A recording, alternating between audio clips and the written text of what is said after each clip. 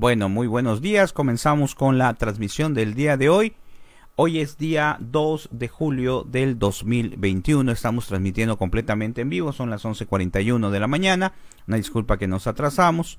Bueno, agradecemos a las personas que amablemente estén viendo este video, que sabemos que este curso pues es para catequistas, está orientado a catequistas, pero también lógicamente a cualquier persona que quiera conocer más acerca de su fe.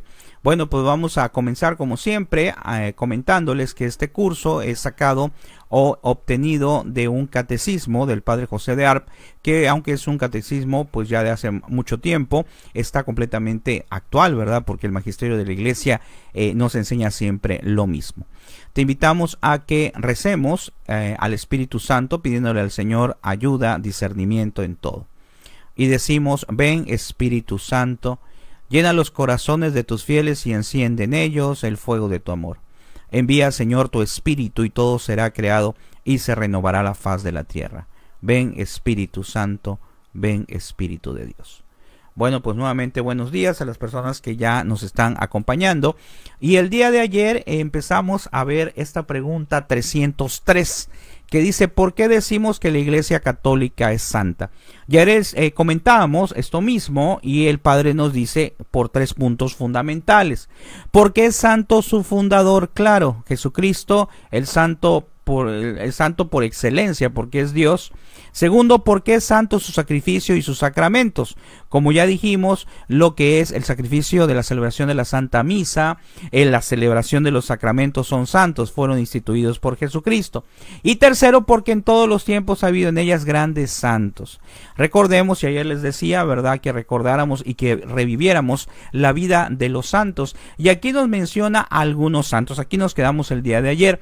Nos dice la santidad de aquellos varones que, como son ejemplos, porque son muchísimo, como San Francisco de Sales, en San Fidel de Simaringa, San Pedro Canicio, defendieron con toda la energía la doctrina católica contra la llamada Reforma. Ha sido confirmado por Dios con milagros de una manera especial, lo cual es una confirmación directa de la doctrina católica de parte de Dios.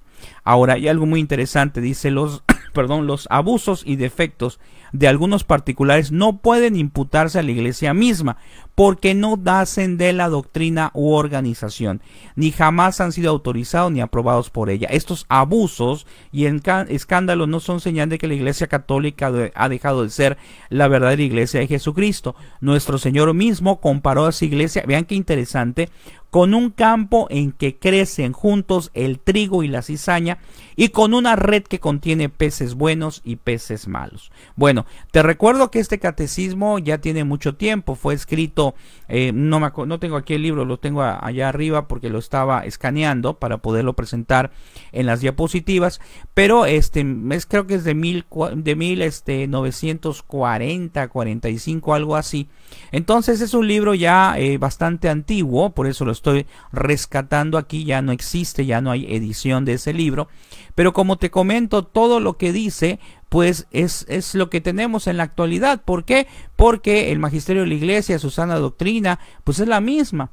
Y aquí quiero recalcarte precisamente por esto, que aquí dice de que desde ese tiempo, fíjense, más o menos 1950, más o menos, que se escribió este libro por parte del Padre José de Arp, pues resulta que este libro ya hablaba acerca, pues de que hay problemas, ¿verdad? De que hay algunas personas a veces que distorsionan los comentarios, que distorsionan la sana doctrina, pero como aquí el Padre nos dice muy claro, eso no significa, dice, eso no significa que pues la Iglesia esté mal, sino son solamente algunos de los miembros, algunos de las personas que pertenecen a la Iglesia que pudiera estar equivocada.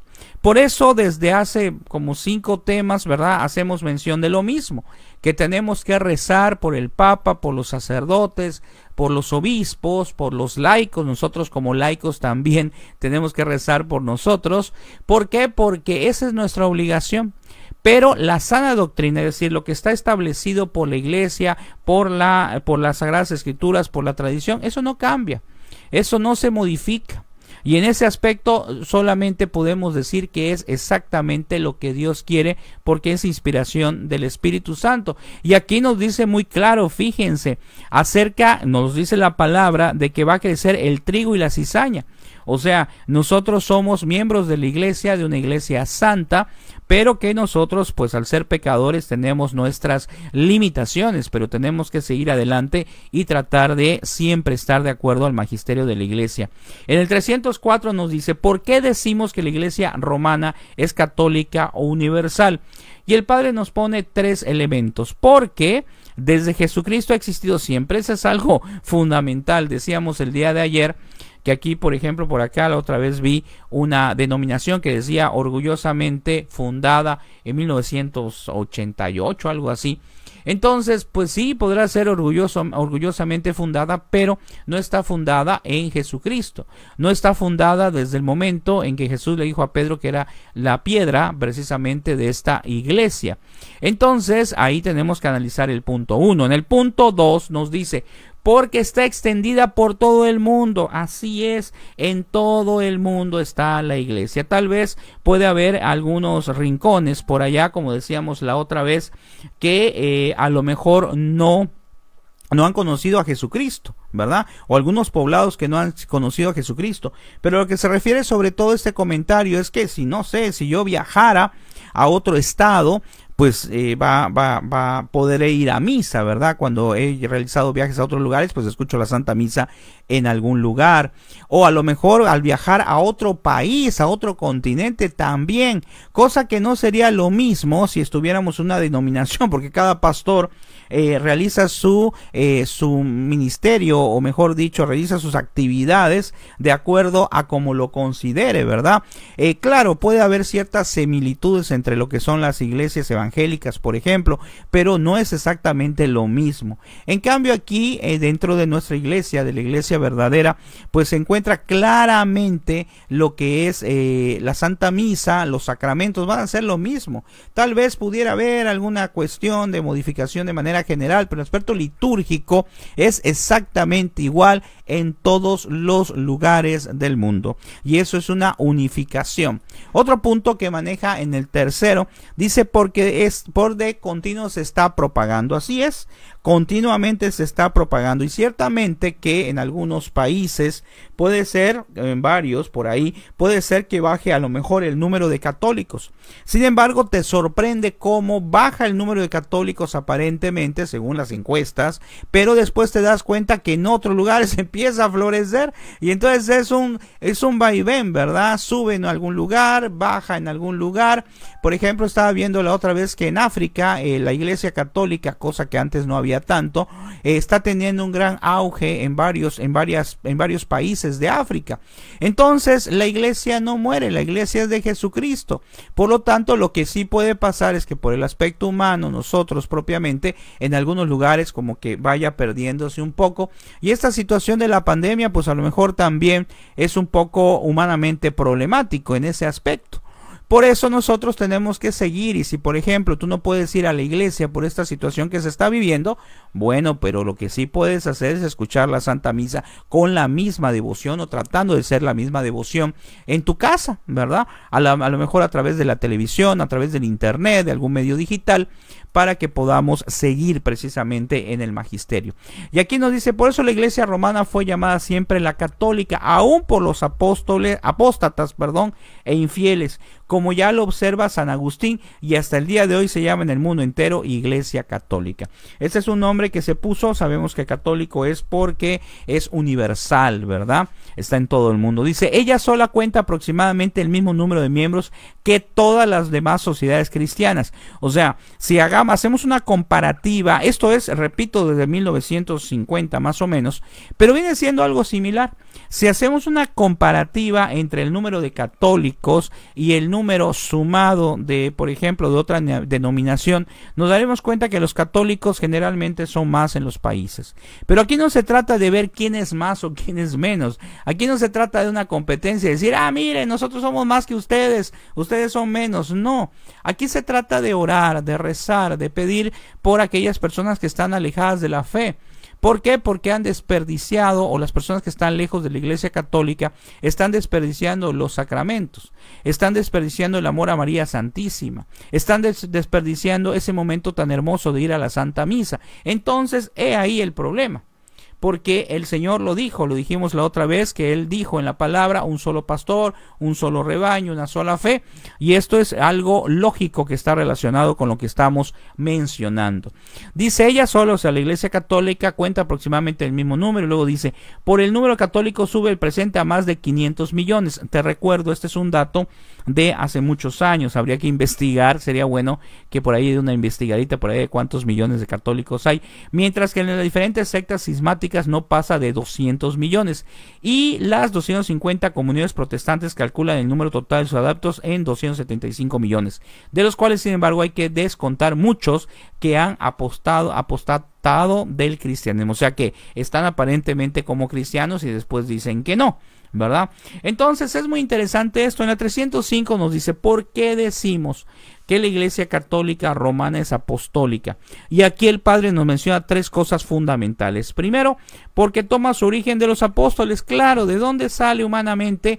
Ya una vez que se presenta en San Pedro, pues precisamente de los apóstoles. Segundo, porque su doctrina es la doctrina de los apóstoles, es decir, lo que se enseñó, que es realizado por Jesucristo, fue también parte de los apóstoles. Y un ejemplo concreto es pues el libro de los Hechos de los Apóstoles, que nos va mencionando precisamente las cosas que ocurrieron en los primeros siglos de la Iglesia cuando los apóstoles fueron a predicar a los diferentes lugares. Y luego, por tercero, porque el Papa y los obispos son los legítimos sucesores de los apóstoles. Así es, a partir, como ya sabemos, de lo que es San Pedro, fue el primer Papa, y a partir de ahí pues se desarrollaron todos los papas hasta el día de hoy. Entonces es algo muy interesante, porque no solamente es algo que se tiene que decir, sino que históricamente está la sucesión de papas de manera continua. Y otro punto que nos menciona el padre dice: de todas las notas de la Iglesia, la más clara y la más evidente es la serie nunca ininterrumpida de los papas, lo que acabamos de mencionar, que en legítima sucesión alcanza hasta San Pedro, porque donde está la cabeza, ahí está todo en tiempo, han de estar también los miembros, y donde está la roca, allí también ha de estar la iglesia edificada por ella. Y volvemos a lo mismo, tenemos que rezar por el Santo Padre, tenemos que rezar por los sacerdotes, obispos, etcétera, por los laicos, ¿verdad? Por nosotros mismos, porque tenemos que seguir en constante discernimiento, saber cuál es la voluntad de Dios, qué es lo que Dios quiere hacer, ¿verdad? Con nosotros. Y el último punto que vamos a analizar es la pregunta 306. Y aquí el padre nos el 306, el padre nos comenta: ¿no tienen también las comuniones no católicas estas cuatro notas o caracteres de la verdadera Iglesia de Jesucristo? Pues sí, hay que cuestionarnos siempre, ¿verdad? Como católicos también tenemos que cuestionarnos, pero tenemos que tener fundamentos para lo que son nuestros conocimientos. Y aquí nos contesta el padre: ninguna de ellas, o sea, ninguna de las otras o de las denominaciones es una, pues no tiene una sola cabeza. Claro, estos puntos no casan con lo que son las denominaciones, porque no hay una sola cabeza. No existe, pues por ejemplo, un pastor que se autoproclame como pastor evangélico a nivel universal. No hay. Entonces aquí y esto fue desde 1950, no ha avanzado ahí, pues no tiene una sola cabeza común ni una sola misma fe, ya que la han variado con frecuencia. Esto es algo muy importante, ¿verdad?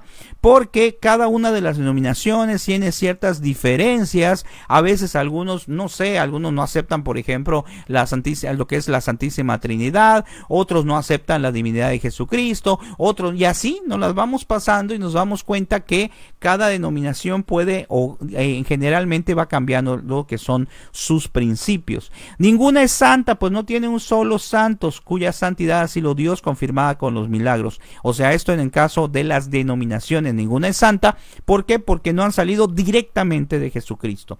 Ninguna es católica, porque nacieron mucho tiempo después de Jesucristo, y pues sabemos que católica es universal, ninguna es universal. Ni con respecto a la propagación y extensión pueden compararse con la Iglesia católica. Y el cuarto punto que nos dice por qué qué es diferente o por qué no se presenta estos 4 puntos en las iglesias o denominaciones, por ejemplo, evangélicas o de otra índole. Ninguna es apostólica porque ninguna tiene por jefes sucesores legítimos de los apóstoles. O sea, ninguno está precisamente relacionado con el Santo Padre. Muy bien, pues estas son las preguntas que hemos analizado el día de hoy, que esperemos que nos hagan concientizarnos cada día más de que estamos en la iglesia verdadera y de que no solamente es estar en la iglesia verdadera, sino que, ya sabemos, tenemos que tratar de hacer lo que la iglesia nos dice, lo que los mandamientos, vivir los sacramentos, porque el hecho de estar en la iglesia católica, pues lógicamente me hace estar cerca del lugar o en el lugar donde Jesucristo quiere, pero tenemos que luchar. Decía San Pablo, pues yo estoy aquí en la carrera, pero tengo que seguir adelante, no sé que me quede atrás, bueno, con otras palabras. Entonces, esto lo tenemos que tener presente. Estamos en la iglesia verdadera, pero tenemos que hacer lo que la iglesia nos dice para poder alcanzar un día la salvación y estar en presencia de Dios. Que el Señor te bendiga. Nos vemos mañana es sábado, pero también voy a transmitir, Dios mediante, lo que es el tema que corresponde. Que el Señor te bendiga y que tengas un excelente día. Gracias. Thank you.